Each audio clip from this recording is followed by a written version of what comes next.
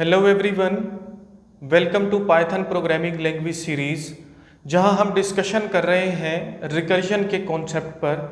हमारी previous videos में हमने रिकर्जन के कॉन्सेप्ट को बिल्कुल बेसिक से बड़ी डिटेल के साथ एग्जांपल्स के साथ प्रैक्टिकली कवर किया। आज की इस वीडियो में हमें रिकर्जन को यूज़ करते हुए कुछ प्रैक्टिस क्वेश्चन सॉल्व करना है। बेसिकली जितनी भी प्रोग्रामिंग लैंग्वेजेस हैं उन सभी प्रोग्रामिंग लैंग्वेजेस में जो रिकर्जन का कॉन्सेप्ट है इसको एक डिफ़िकल्ट कॉन्सेप्ट कंसीडर किया जाता है। तो इसको समझने का एक ही मेथड है, एक ही फार्मूला है कि आपको ज़्यादा से ज़्यादा प्रैक्टिस क्वेश्चन सॉल्व करना है, ज़्यादा से ज़्यादा लॉजिक्स के बारे में सोचना है, ज़्यादा से ज़्यादा कोड लिखना है, प्रोग्राम बनाना है। तो आज की इस वीडियो में हम रिकर्जन से रिलेटेड प्रैक्टिस क्वेश्चन सॉल्व करने जा रहे हैं। वन बाय वन सभी क्वेश्चंस के कॉन्सेप्ट को समझेंगे, फिर हम जाएंगे हमारे कंप्यूटर सिस्टम पर और प्रैक्टिकली सभी क्वेश्चंस को परफॉर्म करेंगे। तो स्टार्ट करते हैं। उससे पहले अगर आप चैनल पर न्यू आए हैं तो चैनल को सब्सक्राइब ज़रूर कर दीजिए, वीडियो को लाइक और शेयर ज़रूर कर दीजिए। क्वेश्चन नंबर 1 का स्टेटमेंट जो है वो ये कहता है, राइट अ रिकर्सिव फंक्शन, एक रिकर्सिव फंक्शन लिखिए to calculate the sum of first n natural numbers. n को मैंने सर्कल किया हुआ है। बेसिकली वो ये कह रहा है कि अगर आपके पास कोई एक नंबर है, जैसे वो नंबर है 5, तो आपको 1 से 5 तक नेचुरल नंबर्स का सम चाहिए। 1 + 2 + 3 + 4 + 5 ये हमें चाहिए। तो हम क्या करने जा रहे हैं, हम रिकर्सिव फंक्शन बनाने जा रहे हैं इस प्रॉब्लम को सॉल्व करने के लिए। तो थोड़ा सा हमें समझना है, थोड़ा सा हमें लॉजिक की तरफ ध्यान देना है कि हम बेसिकली काम क्या करेंगे और इसको सोचना किस वे में है। हमको जो है रिकर्सिव रिलेशन को फाइंड आउट करना है कहीं ना कहीं पर। तो यहाँ पर होगा क्या, सिंपली मैं आपको बता देता हूँ कि अगर आपको सम ऑफ 5 चाहिए, फॉर एग्जाम्पल वो नंबर 5 है, तो अगर आपको सम ऑफ 5 चाहिए तो इसके लिए आप क्या करते हो, आप सम ऑफ 4 निकाल लेते हो और उसमें आप क्या कर देते हो, इस 5 को सम कर देते हो। ठीक है, सिंपल सा इसका फार्मूला है। अगर मैं इसको n कंसीडर करूं, n ये जो 5 है, तो हम ऐसा लिख सकते हैं कि हमारे पास सिंपल सा जो इसके लिए फार्मूला होगा, अगर मैं यहाँ पर सम की बात कर रहा हूँ, जो भी हमारे पास फंक्शन है वो सम के नाम से है, तो हम इस तरह से लिखेंगे सम ऑफ n - 1 + n। हमें क्या करना है, अगर 5 का सम कैलकुलेट करना है तो उसके लिए हम 1 से 4 तक जो नंबर्स हैं उनका सम कैलकुलेट कर लेंगे और उसमें जो है हम 5 को सम कर देंगे, तो ऑटोमेटिकली हमारे पास सेम ही आंसर आएगा। बिल्कुल ऐसा ही है। तो ये जो हमने एक स्टेटमेंट यहाँ पर निकाला, इसको हम क्या बोलते हैं, इसको हम बोलते हैं रिकर्सिव रिलेशन, जिसके ऊपर हम प्रीवियस लेक्चर में भी बात कर चुके हैं, तो ज़्यादा बात करने की ज़रूरत नहीं है। सिंपल ये वाला हमारे पास फार्मूला होगा, जहाँ पर मैंने सम जो है फंक्शन का नाम रखा हुआ है। तो सिंपली इसको हम जो है वो प्रोग्रामिंग के पॉइंट ऑफ व्यू से देखते हैं। सबसे पहले हमें क्या करना है, हमें फंक्शन को डिफाइन करना है। तो फंक्शन को डिफाइन करने के लिए हम DEF कीवर्ड लिखते हैं, उसके बाद फंक्शन का नाम लिखते हैं। फॉर एग्जांपल मैं इस फंक्शन का नाम जो है वो लिखता हूँ सम, कैलकुलेट सम, वट कुछ भी आप रख सकते हो, तो मैंने इसका नाम सम रखा हुआ है। उसके बाद हम क्या करते हैं जी, पैरेंथेसिस में पैरामीटर देते हैं और यहाँ पर n दे देते हैं। अब इसने काम क्या करना है, काम हमने फाइंड आउट कर लिया कि होगा क्या, सिंपली पहले सम ऑफ n - 1 होगा, उसमें n को हम जो है वो सम कर देंगे और ये जो वैल्यू हमें मिलेगी इसको हमने रिटर्न कर देना। तो अगर इसकी कॉल की मैं बात करूं तो कॉल के लिए हम क्या करते हैं, हम सिंपल जो है इसको कॉल कर लेते हैं। तो कॉल के लिए मैं यहाँ पर लिखता हूँ सम, ठीक है जी, सम, और यहाँ पर मैं आर्गुमेंट पास करता हूँ 5। इसको किसी एक वेरिएबल में हम रखवा देते हैं, फॉर एग्जांपल उसका नाम मैं ऐड ही रख लेता हूँ और प्रिंट कर देते हैं ऐड को, तो हमें आउटपुट में इसका आंसर मिलेगा। लेकिन एक बात को याद रखिए, जब भी हम रिकर्सिव फंक्शन को यूज़ करते हैं हमें वहाँ पर 2 चीज़ें चाहिए होती हैं। पहली चीज़ तो वो लॉजिक, वो काम जो हमें करना है, और दूसरी चीज़ कि हमारा यहाँ पर जो एंडिंग वैल्यू है, जो स्टॉप वैल्यू है, वो कौन सा होगा, जिसको हम बेस केस बोलते हैं। तो यहाँ पर 2 चीज़ें हमने याद रखना है जब भी हम रिकर्सिव फंक्शन बना रहे होंगे। हमको पहले नंबर पर हमारा काम ढूंढना है कि हमें काम क्या करना है, दूसरे नंबर पर हमको बेस केस लिखना है। अगर इस प्रोग्राम को इसको मैं चलाऊंगा तो इससे क्या होगा, इससे हमारे पास एरर आएगा। इसको चलाकर देखते हैं। सिंपल, सबसे पहले अगर 5 यहाँ पर आता है तो यहाँ पर वो किसको कॉल कर देगा, सम ऑफ 5 जो है ये कॉल कर देगा किसको, सम ऑफ 4 को। सम ऑफ 4 फिर से कॉल कर देगा किसको, सम ऑफ 3 को। इसी तरह से ये चलता जाएगा और ये 0 0 जो कि एक नेचुरल नंबर नहीं है और नीचे -1 -2 -3 वहां तक ये चलता जाएगा और हमारी जो रिकर्सिव लिमिटेशंस हैं उससे एक्सीड कर जाएगा और हमारा प्रोग्राम जो है वो क्रैश कर जाएगा। तो हमें यहाँ पर जो है बेस केस लिखना है। अब बेस केस हम यहाँ पर लिखते हैं, वो बोलता है कि अगर ऐसा है कि जो n है ये बराबर हो जाता है किसके, 0 के, तो क्या हो जाना चाहिए, तो जो कंट्रोल है वो रिटर्न हो जाना चाहिए विद 0। तो सिंपल सा ये हमारे पास एक जो है वो इसका आप बोल सकते हो लॉजिक है, एक प्रोग्राम हमने बना लिया। ये प्रोग्राम क्या करता है, किसी भी n नेचुरल नंबर का जो है हमें सम देता है। वो नंबर जैसे है 5 तो हमें आउटपुट में क्या मिलेगा, 1 + 2 + 3 + 4 + 5, जिसका आंसर जो है 15 है। कैलकुलेट भी कर लेते हैं, 3 और 3 6, 6 और 4 कितने हो गए जी, 10 10 + 5 ये कितने हो गए, 15। ये हमें आउटपुट में मिलेगा। अब ये लॉजिक होपफुली आपको समझ आई होगी। इसको मज़ीद बेहतर समझने के लिए हम थोड़ा सा कॉल स्टैक को भी समझते हैं ताकि अच्छे से ये जो प्रोग्राम है हमें समझ आ जाए। तो मैं यहाँ से इसको रेज करता हूँ और कॉल स्टैक को हम समझने की कोशिश करते हैं, जो कि हमें फ्लो बताता है कि इंटरनली काम क्या हो रहा है इस पूरे प्रोग्राम में, इस पूरे फंक्शन में। तो जैसे ही कोई भी फंक्शन हम जो है कॉल करते हैं तो हमारी मेन मेमोरी में कुछ इस तरह से कॉल स्टैक जो है वो बन जाता है। Call mean function call, stack mean stack. जब एक चीज़ के ऊपर दूसरी चीज़ पड़ी हुई होती है उसको कॉल स्टैक बोला जाता है। बेसिकली ये समझाना ज़रूरी नहीं है, लेकिन सिर्फ और सिर्फ इसलिए समझा रहा हूँ ताकि आपको प्रॉपर जो कॉन्सेप्ट है वो समझ आए कि ये जो पूरा का पूरा यहाँ पर काम हो रहा है वो काम कैसे हो रहा है। सबसे पहले जैसे ये फंक्शन कॉल होता है फॉर सम ऑफ 5, तो यहाँ पर आया कंट्रोल, n की वैल्यू 5 है। जैसे ही सम ऑफ 5 हुआ तो यहाँ पर एक लेयर बन गई फॉर सम ऑफ 5। ठीक हो गया। कंडीशन फॉल्स हुई, यहाँ पर उसने बोला कि मुझे सम ऑफ 4 चाहिए, मीन्स 5 - 1 4। तो फिर से जो है ये फंक्शन दोबारा से कॉल हुआ, क्योंकि ये बार बार कॉल हो रहा है। तो सम ऑफ 4 के लिए ये कॉल हुआ, यहाँ पर एक और लेयर बन गई फॉर सम ऑफ 4। ठीक हो गया जी। फिर यहाँ पर वैल्यू जो है वो फॉल्स हुई क्योंकि 4 0 के इक्वल नहीं है। यहाँ पर आया, अब उसने बोला कि मुझे सम ऑफ 3 चाहिए, तो यहाँ पर एक और लेयर बन गई फॉर सम ऑफ 3। क्या हुआ, फिर से यहाँ पर गया, जब है सम ऑफ 3 की लेयर बन चुकी है, फिर से जब यहाँ पर आया ये जो फॉल्स हुआ, फॉल्स होने के बाद यहाँ पर आया 3 - 1 2। ये बोलता है कि मुझे जो है सम ऑफ 2 चाहिए। तो यहाँ से फिर ये जैसे ही कॉल होगा फंक्शन तो सम ऑफ 2 की लेयर बन जाएगी। इसी तरह से अगली दफ़ा सम ऑफ 1 की लेयर बन जाएगी और इसी तरह से सम ऑफ 0 की लेयर बन जाएगी। जब यहाँ पर n की वैल्यू 0 थी, सम ऑफ लेयर 0 की लेयर बनी, यहाँ पर आया कंडीशन हो गई ट्रू। जैसे ये कंडीशन ट्रू हुई 1 0 0 तो यहाँ पर जो कंट्रोल है वो क्या होगा, वो रिटर्न होगा किसके साथ, 0 के साथ। अब इसको समझना है, ये लेयर यहाँ से क्या हो चुकी है जी, डिलीट हो चुकी। इसने जो है यहाँ पर 0 को रिटर्न किया। ठीक हो गया। सम ऑफ 0 ने क्या रिटर्न किया, 0 प्लस n में क्या पड़ा हुआ है 1, तो क्या मिला, 1 मिला। अब ये जो सम ऑफ 1 है ये अगली लेयर को 1 रिटर्न करेगा और खुद क्या हो जाएगी जी, ये लेयर डिलीट हो जाएगी। अब सम ऑफ 1 ने क्या जो है वो रिटर्न किया, उसने रिटर्न किया 1 और n की वैल्यू यहाँ पर है इस दफा 2। 1 + 2 कितना हो गया, 3 हो गया। तो ये जो सम ऑफ 2 है ये 3 रिटर्न करता है और खुद क्या हो जाती है, ये वाली लेयर यहाँ से डिलीट हो जाती है। अब यहाँ पर जो है हमारे पास जो सम ऑफ 2 है इसने रिटर्न किया 3 और n की वैल्यू है यहाँ पर कितनी, 3, तो हमें यहाँ पर क्या मिला, 6 मिला। ठीक है जी। तो ये यहाँ से खुद डिलीट हुई और इसने रिटर्न क्या कर दिया, 6 रिटर्न कर दिया।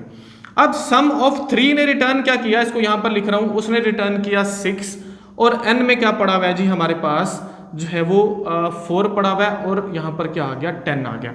इसने रिटर्न किया सम ऑफ 10 ने सम ऑफ 4 ने 10 को रिटर्न किया और खुद ये लेयर क्या हो गई, डिलीट हो गई। अब सम ऑफ 4 ने हमें 10 तो रिटर्न कर दिया और साथ में हमारे पास यहाँ पर n की वैल्यू क्या है वो पड़ी हुई है 5 और हमारे पास जो आउटपुट मिल गई वो 15 मिल गई। कुछ इस तरह से इंटरनली यहाँ पर काम हो रहा है जो हमें देखने में तो बहुत सिंपल लग रहा है, लेकिन बेसिकली कॉल स्टैक जो है ये सारा काम करता है। ये पूरी कहानी हम हमारे प्रीवियस जो एग्जाम्पल है जो हमने प्रीवियस लेक्चर में कवर की, जहाँ पर हमने फैक्टोरियल जो है वो फाइंड आउट किया यूजिंग रिकर्सिव फंक्शन, वहाँ पर भी मैंने बताई हुई है, आप वहाँ से भी देख सकते हो। यहाँ से भी इस चीज़ को आपने समझना है, तभी आपको इसका फ्लो समझ आएगा। होपफुली कॉन्सेप्ट समझ आया होगा। हम जा रहे हैं हमारे कंप्यूटर सिस्टम पर और इस क्वेश्चन को प्रैक्टिकली समझते हैं ताकि अच्छे से कॉन्सेप्ट हमारा क्लियर हो सके। उसके बाद वापस आएंगे और क्वेश्चन नंबर 2 जो बहुत इंपॉर्टेंट है इंटरव्यू के पॉइंट ऑफ व्यू से, उसको समझेंगे और प्रैक्टिकली उसको परफॉर्म करेंगे। हम आ चुके हैं कंप्यूटर सिस्टम पर, जहां क्वेश्चन नंबर 1 के लिए प्रोग्राम बनाएंगे। क्वेश्चन नंबर 1 का स्टेटमेंट ये कहता है राइट अ रिकर्सिव फंक्शन। आपको एक रिकर्सिव फंक्शन लिखना है to calculate the sum of first n natural numbers. अगर आपके पास कोई n नंबर है, फॉर एग्जांपल वो 5 है, तो आपको आउटपुट में 1 + 2 + 3 + 4 + 5 इन सब का सम चाहिए, मतलब 1 से 5 तक सभी नंबर्स का सम चाहिए। तो फंक्शन को बनाते हैं जिसके लिए हम डेफ लिखेंगे, फंक्शन का नाम लिखेंगे, फंक्शन का नाम है सम और इसके अंदर n हम आर्गुमेंट दे देते हैं। जाते हैं नेक्स्ट लाइन पर, यहाँ पर हमें बेस केस देना है। बेस केस ये है कि अगर ऐसा है कि जो नंबर है वो बराबर होता है किसके, 0 के, तो वहाँ पर हमारी जो फंक्शन कॉलिंग है वो स्टॉप हो जानी चाहिए और कंट्रोल जो है वो रिटर्न हो जाना चाहिए विद वैल्यू 0। सिंपली हमें जो मेन लाइन है फंक्शन की वो लिखनी है। बेसिकली यहाँ पर हो क्या रहा है, हो ये रहा है कि अगर हमको सम ऑफ 5 फाइंड आउट करना है, फॉर एग्जाम्पल जैसे यहाँ पर सम इंटू n हमने लिखा हुआ है, अगर वो नंबर 5 है तो हम पहले सम ऑफ 4 मतलब उससे पहले जितने भी नंबर्स हैं उन सब का सम निकालेंगे और उसमें उस नंबर को ऐड कर देंगे। जैसे कि 5 है उसको हम ऐड कर देंगे। तो सिंपल इसकी कहानी है। उसके लिए जो हमारे पास लॉजिक है वो ये है कि आपको सम पहले निकालना है n-1 मतलब 4 का, और उसमें आपको ऐड कर देना है उस नंबर को जो वो पर्टिकुलर नंबर है, मतलब 1 + 2 + 3 + 4 प्लस दैट नंबर जो कि n में पड़ा हुआ है। तो जो भी वैल्यू हमें मिले उसको हमने रिटर्न कर देना है। ये सारी लॉजिक हम बोर्ड पर बड़ी जो डिटेल के साथ समझ चुके हैं, होपफुली आपको समझ भी आ गया होगा। फंक्शन हमारा बन चुका है, जहां पर भी इसको कॉल करना है सिंपल हम उस फंक्शन को कॉल कर लेंगे। तो कॉल करने से पहले एक वेरिएबल में इसको मैं रखवा लेता हूँ, वो है ऐड के नाम से वेरिएबल। सम लिखते हैं और यहाँ पर हम दे देते हैं फॉर एग्जाम्पल वो नंबर 5। सिंपली हम प्रिंट कर लेते हैं ऐड को, तो हमें आउटपुट में जो सम है उस n नेचुरल नंबर का वो हमें मिल जाएगा, मतलब 1 से 5 तक सभी नंबर्स का सम। रन करते हैं तो आउटपुट में ये देखिए हमें 15 कैलकुलेट होकर मिल गया। सिंपल सा इसका मेथड है। आपको इसकी लॉजिक को समझना है, आपको फ्लो को समझना है, तो सभी चीज़ें आपको आसानी से समझ आ जाएंगी। बढ़ते हैं और क्वेश्चन नंबर 2 की स्टेटमेंट को समझते हैं, लॉजिक को समझते हैं। नेक्स्ट क्वेश्चन नंबर 2 की स्टेटमेंट और लॉजिक को समझते हैं, फिर प्रैक्टिकली इसको परफॉर्म करके देखेंगे। क्वेश्चन नंबर 2 का स्टेटमेंट ये कहता है write a recursive function which prints your name 5 time. आपको एक ऐसा फंक्शन बनाना है जो आपके नाम को 5 दफ़ा प्रिंट करवाएगा। अब देखने में ये क्वेश्चन जो है ये बहुत सिंपल लग रहा है, लेकिन ये इतना सिंपल क्वेश्चन नहीं है। और दूसरे नंबर पर इस क्वेश्चन को लेकर जो इम्पॉर्टेंट बात है वो ये है कि ये क्वेश्चन बहुत इम्पॉर्टेंट है आपके इंटरव्यूज़ के पॉइंट ऑफ व्यू से। मोस्टली जब आप इंटरव्यू के लिए जाते हो तो वहाँ पर ये क्वेश्चन पूछा जाता है कि आपको अपने नाम को 5 दफ़ा प्रिंट करवाना है। आपको इसके लिए लूप्स को भी यूज़ नहीं करना, आपको इसके लिए मैन्युअली प्रिंट भी नहीं करवाना। तो ऑटोमेटिकली आपके पास एक ही ऑप्शन बचता है, वो ये है कि आप वहाँ पर रिकर्जन को यूज़ करते हो 5 दफ़ा अपने नाम को प्रिंट करवाने के लिए, या काउंट कुछ भी हो सकता है, 5-10 जितनी दफ़ा भी वो आपसे पूछें। तो बेसिकली वो आपसे रिकर्जन ही का आइडिया पूछना चाह रहे होते हैं। क्वेश्चन को घुमा फिरा के आपके सामने वो रखते हैं कि आपको ना ही लूप को यूज़ करना है, ना ही मैन्युअली प्रिंट करवाना है, आपको 5 दफ़ा अपने नाम को प्रिंट करवाना है। इसके लिए एक फंक्शन बनाइए। तो इसकी लॉजिक को समझते हैं। सिंपल हम एक छोटा सा फंक्शन बनाते हैं जो हमारे नाम को सिर्फ एक दफ़ा प्रिंट करेगा, फिर आगे से आगे चीज़ों को समझते जाएंगे और प्रोग्राम को बनाते जाएंगे। तो मैं क्या करता हूँ, मैं एक फंक्शन बनाता हूँ। उसके लिए सबसे पहले उस फंक्शन को मैं डिफाइन करूँगा, DEF कीवर्ड लिखा। उस फंक्शन का मैं नाम लिखता हूँ फॉर एग्जांपल डिस्प्ले, और इसमें जो पैरामीटर है वो मैं देता हूँ नेम के नाम से, जो कि एक वेरिएबल है। यहाँ पर लगा देते हैं कॉलन। अब ये जो फंक्शन है ये बेसिकली काम क्या करेगा, ये इस नेम वाले वेरिएबल में जो भी नाम पड़ा हुआ है जो यूज़र आर्गुमेंट्स में पास करेगा उसको प्रिंट करवाएगा। तो सिंपल हम क्या करते हैं जी, हम यहाँ पर जो है लिखते हैं प्रिंट के बाद ये जो वेरिएबल है इसको इसमें पास कर देते हैं, तो ऑटोमेटिकली इसको वो प्रिंट करवा देगा। इट मीन्स जब भी मैं इसको कॉल करता हूँ इस फंक्शन डिस्प्ले को, तो उसके लिए मैं लिखता हूँ डिस्प्ले, और पैरेंथेसिस में मैं आर्गुमेंट्स देता हूँ। आर्गुमेंट्स में फॉर एग्जांपल मैं अपना नाम देता हूँ। तो ये जो छोटा सा फंक्शन है इसने क्या काम करना है, इसने माजिद को एक दफ़ा प्रिंट करवा देना है। सिंपल हम ये चाहते हैं कि ये जो नाम यूज़र ने यहाँ से आर्गुमेंट में पास किया ये 5 दफ़ा प्रिंट हो। तो इसके लिए हम एक वेरिएबल जो है वो बनाएंगे। वो वेरिएबल होगा काउंट के नाम से, और इसमें हम वैल्यू रखवा देते हैं 1। अब इस वेरिएबल को मैंने फंक्शन से बाहर जो है वो इनिशियलाइज करवाया। बेसिकली 2 तरह के जो है वो वेरिएबल्स होते हैं। एक वेरिएबल जिसको लोकल वेरिएबल बोला जाता है और दूसरा जिसको ग्लोबल वेरिएबल बोला जाता है।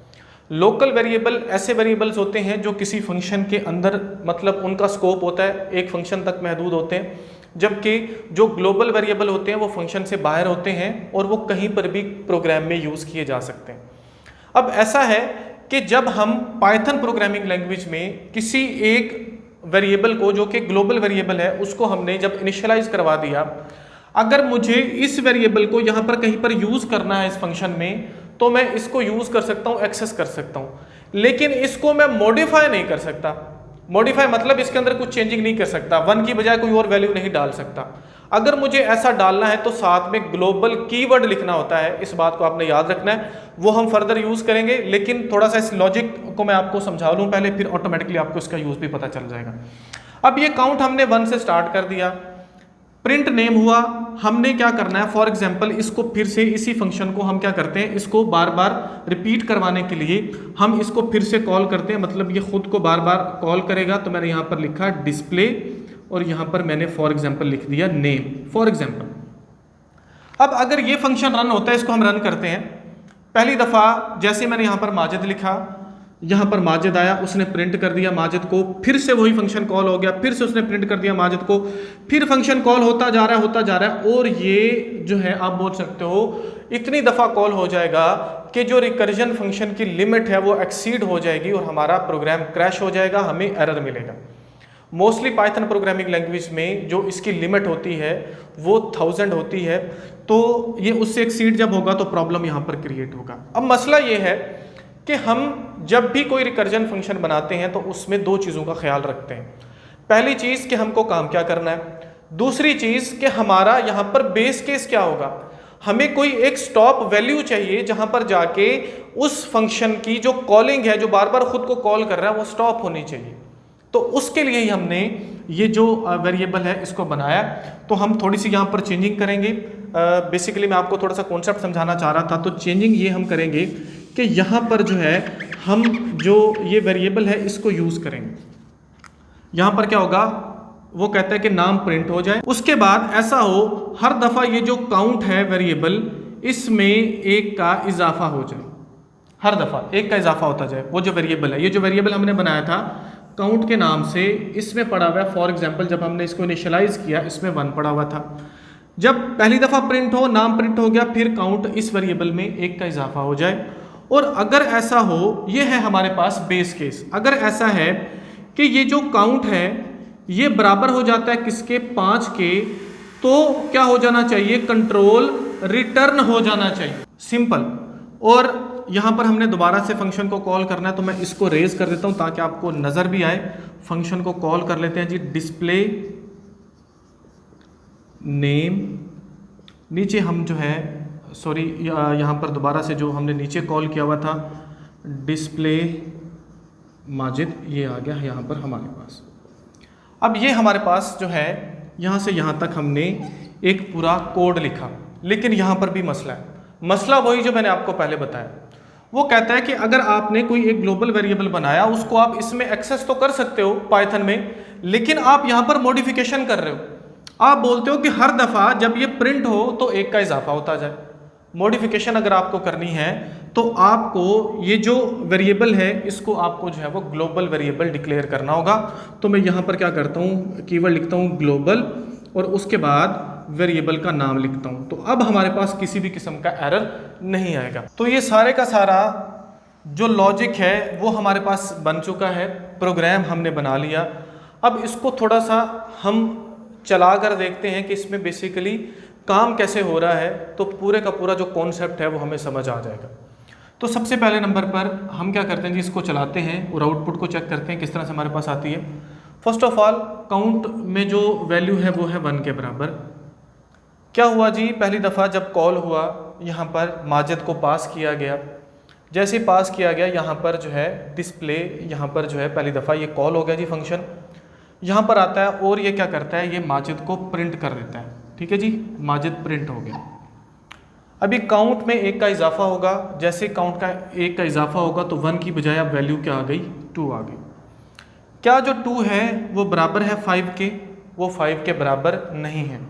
रिटर्न नहीं होगा बल्कि ये फंक्शन फिर से कॉल होगा। जब ये फंक्शन फिर से कॉल होगा तो ये दोबारा से स्टार्ट होगा और जो माजिद है वो प्रिंट हो जाएगा। ठीक है जी, माजिद इस तरह से प्रिंट हो गया। अगली दफ़ा इसमें 1 का इजाफा होगा, अब 2 की बजाय क्या हो चुका है, अब 3 हो चुका है। क्या 3 जो है वो 5 के बराबर है, बराबर नहीं है। तो क्या हुआ जी, उसने अगली दफ़ा जो है इसको रिटर्न नहीं करना बल्कि नाम को डिस्प्ले करना है। मतलब दोबारा से ये जो हमारे पास आप बोल सकते हो जो फंक्शन है ये कॉल होगा। तो यहाँ पर आया, फिर से आके इसने क्या किया जी, इसने माजिद को यहाँ पर प्रिंट कर दिया 3rd टाइम। इसी तरह से इसमें 1 का इंक्रीमेंट होगा, इंक्रीमेंट होने के बाद कंडीशन को चेक किया जाएगा, फिर से कॉल होगा और माजिद इस तरह से हमारे डिज़ायर्ड नंबर तक, जब तक ये 5 के बराबर नहीं हो जाता तब तक 5 दफ़ा माजिद प्रिंट हो जाएगा। सिंपल सी इसकी कहानी है। अगर हम कॉल स्टैक की बात करें तो वापसी पर कोई भी काम इसको नहीं करना, सिर्फ इसको प्रिंट ही करना है। वो प्रिंट जो है ये करवा रहा है फंक्शन, कोई ऐसा मसला नहीं है। चलते हैं हमारे कंप्यूटर सिस्टम पर और इस पूरे कॉन्सेप्ट को प्रैक्टिकली समझने की कोशिश करते हैं। हम आ चुके हैं कंप्यूटर स्क्रीन पर। क्वेश्चन नंबर 2 को प्रैक्टिकली समझेंगे। क्वेश्चन नंबर 2 का स्टेटमेंट ये कहता है, write a recursion function which prints your name 5 time. ठीक है, आपके नाम को जो 5 दफ़ा प्रिंट करे, आपको ऐसा रिकर्सिव फंक्शन बनाना है। तो ये बहुत सिंपल है। इसके लिए हम पहले क्या करते हैं, पहले सिंपल एक ऐसा फंक्शन बनाते हैं जो सिर्फ हमारा नाम प्रिंट करवाएगा। तो डेफ लिखा, यहाँ पर फंक्शन का नाम हम दे देते हैं, फॉर एग्जांपल डिस्प्ले, शो, कुछ भी रख सकते हो, प्रिंट नहीं रखना, नहीं तो वो मिलता जुलता आप इसमें कंफ्यूज हो जाओगे। तो यहाँ पर हमने वेरिएबल का नाम दिया नेम, कॉलन लगा लिया यहाँ पर।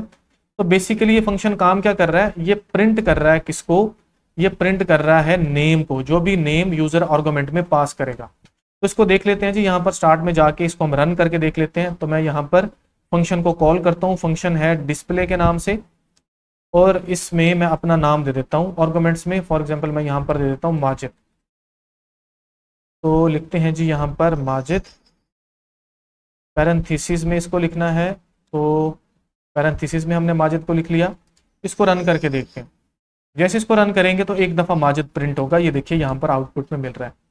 हमें माजिद को 5 टाइम प्रिंट करवाना है, लूप्स को भी यूज नहीं करना, मैन्युअली भी ये काम नहीं करना। हमें क्या करना है, हमें यहाँ पर इस फंक्शन को बार बार कॉल करना है। तो फॉर एग्जांपल इस फंक्शन को हम यहाँ पर कॉल करते हैं। तो मैं यहाँ पर क्या डिस्प्ले लिखा, डिस्प्ले के बाद यहाँ पर जो है मैं नेम देता हूँ। ये फंक्शन जो है हर दफ़ा कॉल होगा बार बार। जैसे ये कॉल होगा तो आप देखो जो माजिद है वो बार बार लिखा जा रहा है, इतनी दफ़ा लिखा गया। ये देखिए कि जो लिमिट है वो एक्सीड हो चुकी है, वो बता रहा है कि मैक्सिमम रिकर्जन डेप्थ एक्सीड, जो रिकर्जन की डेप्थ है वो एक्सीड हो चुकी है। इट मीन्स हमें यहाँ पर कहीं ना कहीं पर बेस केस भी लगाना है। तो उसके लिए हमको एक वेरिएबल यहाँ पर देना होगा। उस वेरिएबल का नाम हम रखेंगे काउंट, ठीक है जी, और उसको हम इनिशियलाइज करवा देंगे 1 के साथ। सिंपल। अब हमें क्या करना है, यहाँ पर सिंपल उस काउंट को यूज करते जाना है। हम यहाँ पर जो है काउंट में हर दफ़ा 1 का इजाफा करते जाएंगे, प्लस इज इक्वल टू 1 कर देते हैं। हर दफ़ा 1 का इजाफा होगा। अगर ऐसा हो कि ये जो काउंट है, पैरेंथेसिस में नहीं लिखना है इसको, अगर ये काउंट है ये बराबर हो जाए किसके, 5 के, तो क्या होना जाना चाहिए, तो हमारा जो फंक्शन है वो रिटर्न हो जाना चाहिए। अब इसको रन करते हैं और एक एरर हमें मिलेगा। वो एरर क्यों आ रहा है उसको मैं आपको समझाता हूँ। जैसे इसको रन करते हैं यहाँ पर हमें जो है एरर मिलता है, ये देखिए count plus is equal to 1 का। वो कह रहा है can not access local variable count where it is not associated with value. इस तरह की बातें वो कर रहा है। ये बातें कर रहा है लोकल वेरिएबल और ग्लोबल वेरिएबल के बारे में। अगर ये वेरिएबल है, मुझे इसको एक्सेस करना है इस फंक्शन में, तो मैं इसको एक्सेस कर सकता हूँ, लेकिन इसमें कुछ चेंज नहीं कर सकता। लेकिन यहाँ पर चेंजिंग हो रही है, तो मुझे इसके साथ क्या करना होगा, मुझे इसके साथ ग्लोबल का कीवर्ड लगाना होगा और इस वेरिएबल का नाम लिखना होगा।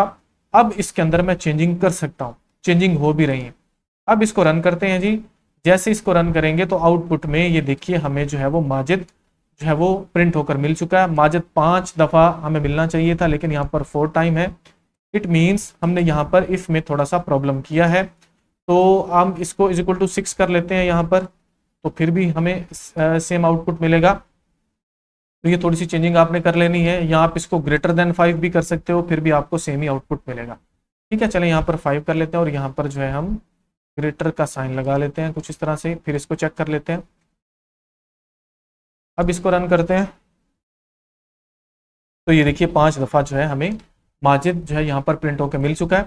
जहाँ पर हम कॉन्सेप्ट को समझ रहे थे वहाँ पर भी आपने इसको ग्रेटर देन ही कर लेना है। लिखते हुए कुछ गलतियाँ हो सकती हैं, कोई बड़ी बात नहीं है। तो होपफुली जो कॉन्सेप्ट है वो आपको समझ आ गया होगा। मैंने हर तरह से इसको एक्सप्लेन करने की कोशिश की है, आपको ये क्वेश्चन समझ आए होंगे। दूसरा क्वेश्चन आपने लाजमी याद रखना है, अगर आप किसी भी इंटरव्यू के लिए प्रिपेयर हो रहे हो, प्रिपरेशन कर रहे हो, तो वीडियो अगर आपके लिए हेल्पफुल है तो वीडियो को लाइक ज़रूर कीजिए, चैनल को सब्सक्राइब ज़रूर कीजिए, और दूसरों के साथ वो सभी लोग जो पाइथन को बिल्कुल स्टार्ट से सीखना शुरू करना चाह रहे हैं उनके साथ शेयर ज़रूर कीजिए। Thank you so much.